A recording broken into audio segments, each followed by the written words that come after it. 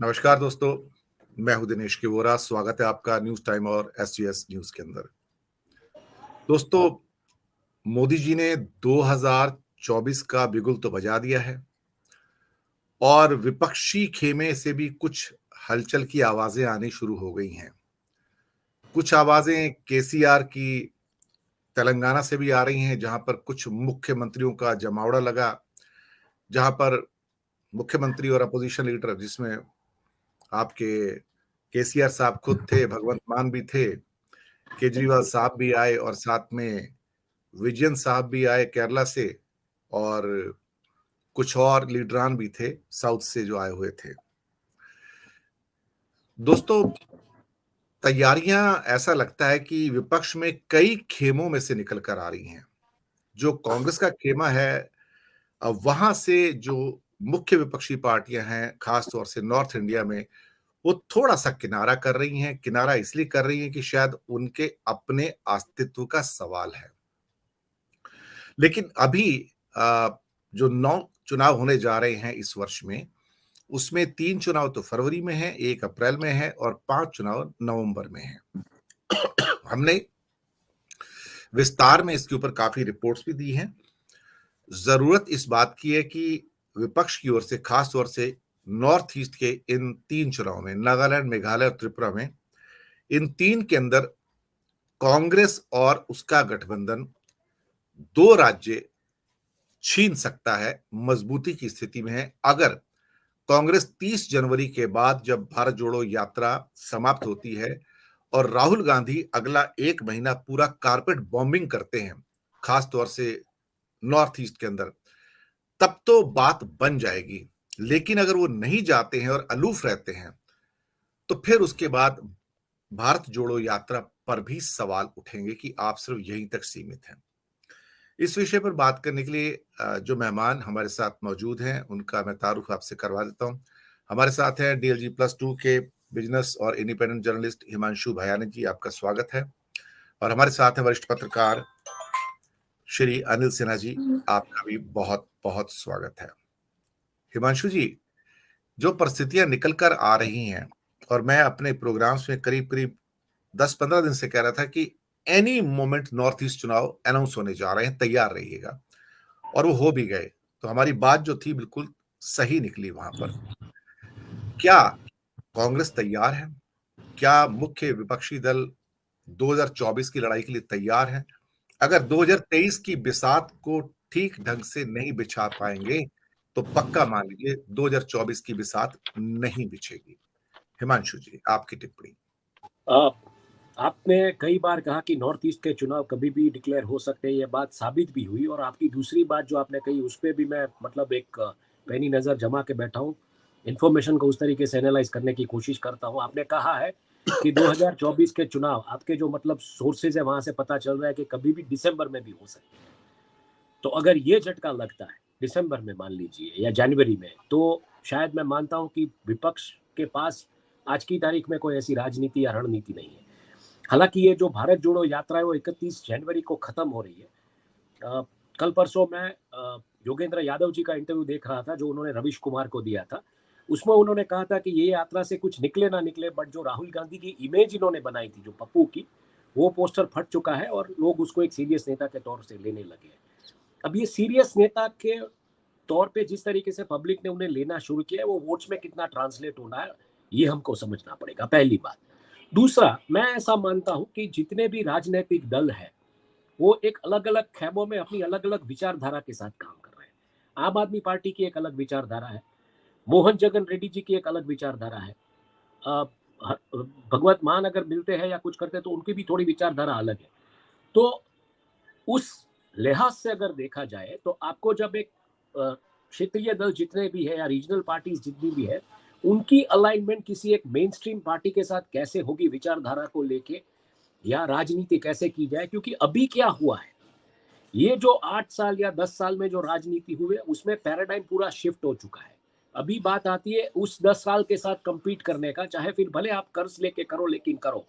तो मुझे लगता है अभी जो लोग सत्ता में आने की सोचेंगे वो ये सोचेंगे कि अगर हाल के सत्ता पक्ष के नेता ने मान लीजिए कि एक साल में 200 विदेशी मुल्कों के दौरे किए हैं, तो वो आके ये सोचेंगे हम 300 मुल्कों के दौरे करेंगे।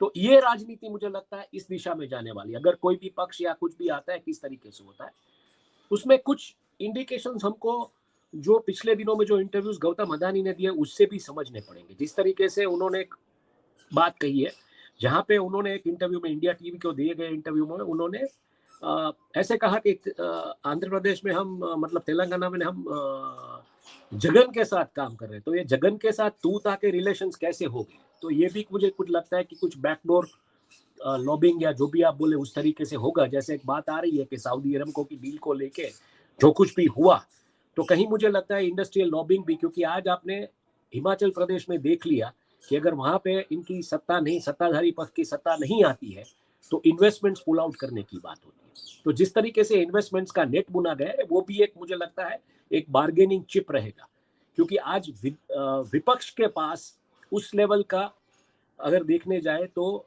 मतलब कॉन्ड्रम नहीं है, फिनेंशियल इकोनॉमिकल या जो भी बोले, कि ऐसे कोई उद्योगपति ने जो मतलब वहां से अगर कोई निकलता है तो उनकी एसेट्स खरीद ले और बैठ जाए वहां पे, ऐसा नहीं है।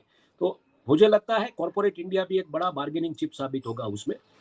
इसके आगे अगर आप देखने जाएंगे, इसके आगे अगर आप देखेंगे, तो सबसे बड़ी चीज मैं जो नजर जमा के बैठा हूँ इस बार के इलेक्शंस में, पिछले बार 2019 में 90 करोड़ मतदाता थे, इस बार 100 करोड़ मतदाता। 100 करोड़ मतदाता में से 18 करोड़ कमिटेड कार्यकर्ता भारतीय जनता पार्टी के, मतलब 20% वोट बैंक। अगर आप 18% वोट बैंक, अगर आप मान लीजिए कि 100 के 100 करोड़ लोग बूथ तक जाते हैं, अपना फ्रेंचाइजे कास्ट करते हैं, ऐसा नहीं होगा। हम मान के चलते हैं कि 65-70% पे अगर लोग जाते हैं, मतलब 70 करोड़ लोग अगर जाते हैं, तो 70 करोड़ में से अगर ये संख्या आप ले लीजिए तो 25% वोट बैंक कमिटेड है बीजेपी के पास, उनके खुद के कार्यकर्ताओं की।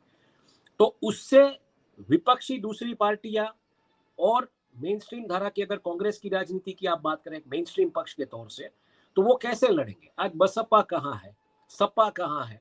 मान लीजिए थोड़ी बहुत जो स्ट्रेंथ या मसल है वो ईस्ट में उड़ीसा में बिजू पट्टायक की वैसी है, ममता बनर्जी की अगर आप देखें तो वैसी की वैसी है।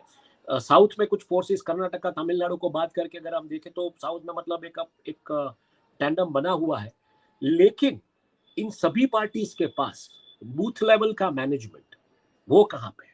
और गुजरात में जिस तरीके से हुआ कि पन्ना प्रमुख से आप व्हाट्सएप प्रमुख बनाए, तो अगर यही फॉर्मूला, क्योंकि देखिए जिस तरीके से 2014 में या 2019 में जो बात आई थी, 2019 में एक फॉर्मूला जो यहाँ विजय रूपाणी के लिए लिया गया था 69 में राजकोट में जब वो जीते थे, तभी ये व्हाट्सएप प्रमुख वाला एक एक्सपेरिमेंटल किया गया था। लेकिन वो प्रमुख ऐसे तौर पे नहीं था, लेकिन व्हाट्सएप ग्रुप्स बना के उस तरीके से काम हुआ था। और हर एक ग्रुप में जैसे 256 अब वो 512 हो गया है, तो 256 जो मेंबर्स थे उनको उनके ऊपर एक मॉनिटरिंग थी बूथ लेवल के एजेंट से, और ये व्हाट्सएप वाला जो हैंडल करता था कि कौन कहाँ पे कितने वोट पड़े, किस कॉलोनी से किस सोसाइटी से अभी लोग बाकी है, तो वो उन्होंने मोबिलाइज किया। तब जाके विजय रूपाणी की एक लैंडमार्क विक्ट्री हुई वहां पे इंद्रनील राज्यगुरु जैसे नेता के साथ। वही चीज वाराणसी में लॉन्च की थी प्रधानमंत्री ने, वही स्कीम और वही चीज 2019 के पहले 2017 में गुजरात में हुआ था, 2018 में ये चीज लॉन्च की गई थी वाराणसी से, और ये प्रैक्टिकली उस टाइम पे हुआ था और उसका रिजल्ट मिला है आपको।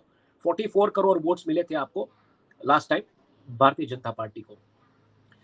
तो मैं ऐसा मान के चलता हूं कि 18 करोड़ कार्यकर्ता अगर एक वोट लेकर आता तो 36 करोड़ वो वोट हुए, और बाकी के 8 करोड़ वोट आपको राम जन्मभूमि या उज्ज्वला गैस कनेक्शन या जो भी आपकी योजना है उसके ऊपर आपको मिल गए। लेकिन इस बीच 2019 और इसके बीच जो हुआ है वो कोरोना काल है। कोरोना काल का कैसा रिजल्ट होता है हिंदी हार्टलैंड में, क्योंकि आज की तारीख में बीजेपी के खेमे से ये बात आ रही है कि 150 सीटों की समस्या है।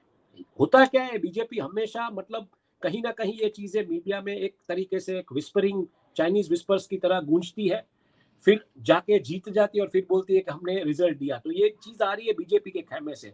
तो इस चीज पे कितना भरोसा किया जाए कि सही में 150 सीट प्रॉब्लम में है या नहीं, ये सोचना पड़ेगा, और वो भी खास करके हिंदी हार्टलैंड में। जोशीमठ की जो घटना है उसको लेके कितना मतलब होता है, क्योंकि हमने देखा मोरबी की घटना का कोई इम्पैक्ट गुजरात में नहीं हुआ है। तो जोशीमठ एक ऐसा मतलब एक ऐसा मुद्दा है आज की तारीख में कि वो कितना इम्पैक्ट करेगा आने वाले दिनों में, और उसके सामने क्या काउंटर्स आते हैं गवर्नमेंट की तरफ से, क्योंकि गवर्नमेंट ने फिलहाल साइंटिस्टों को बात करने की मना कर दिया कि कोई भी वैज्ञानिक किसी के साथ, मीडिया के साथ या सोशल मीडिया पे बात नहीं करेगा इस मुद्दे पे। तो ये कितना ट्रांसलेट होता है एज एन एंटी इनकम्बेंसी, ये देखना पड़ेगा। राहुल गांधी की भारत जोड़ो यात्रा, ये भी देखनी पड़ेगी कितनी ट्रांसलेट होती है, और खास करके प्रशांत किशोर की क्या भूमिका रहती है आने वाले चुनाव में, 2024 के चुनाव में, और कितनी रीजनल पार्टी से वो अलाइन हो सकती एक मुद्दे पे कि चलिए हम इस मुद्दे पे अलाइन होते हैं और काम करते हैं साथ मिलके। और इन सब के बीच पोल बूथ लेवल का मैनेजमेंट जो भी टेक ड्रिवन हो चुका है, टेक्नोलॉजी ड्रिवन हो चुका है, वो किस पार्टियों के पास है या वो कैसे रिप्लिकेट करती है। मुझे लगता है इन सब मुद्दों पे बैठना पड़ेगा। लेकिन अगर फिलहाल हम देखें इन सब चीजों पे, और उसमें गुजरात में जो हुआ है कि वोटिंग परसेंटेज डाउन हुआ, अगर आप मान लीजिए कि 100 करोड़ में से 90 करोड़ वोटर्स भी पोलिंग बूथ तक जाते हैं, एक रिकॉर्ड ब्रेकिंग 90% टर्न अराउंड हुआ, तो मैं मानता हूं बीजेपी के सामने बहुत बड़ी चुनौती है। आप 350 का रिकॉर्ड भूल जाइए, 400 वाला, 405 वाला राजीव गांधी का रिकॉर्ड भूल जाइए, आपको मतलब सस्टेन करने के लिए प्रॉब्लम होगी। लेकिन अगर वो वोटिंग परसेंटेज 90% तक पहुंची, 90 करोड़ मत, 90 करोड़ वोट्स अगर पड़ते हैं, जिसमें लास्ट टाइम 44 करोड़ वोट्स जो मिले थे वो शायद टूटे या बढ़े या जो भी हो, तो एक नेक टू नेक कंपटीशन होगी। लेकिन उसमें भी वोट्स डिवाइड हो गए, क्योंकि ओवैसीद्दीन जैसी जो पार्टियां है, एआईएम जैसी, या दूसरी जो पार्टी है जो उसको वोट कटवा पार्टी बोलते हैं, वो एक अल्पसंख्यक समूह के वोट काटेगी, ये कंफर्म बात है।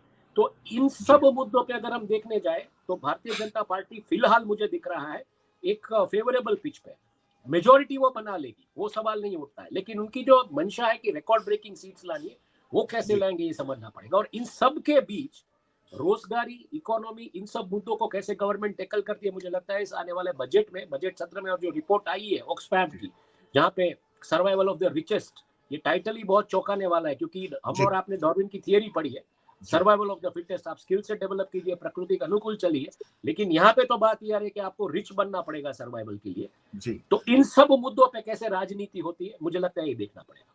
जी। आपने बहुत अच्छा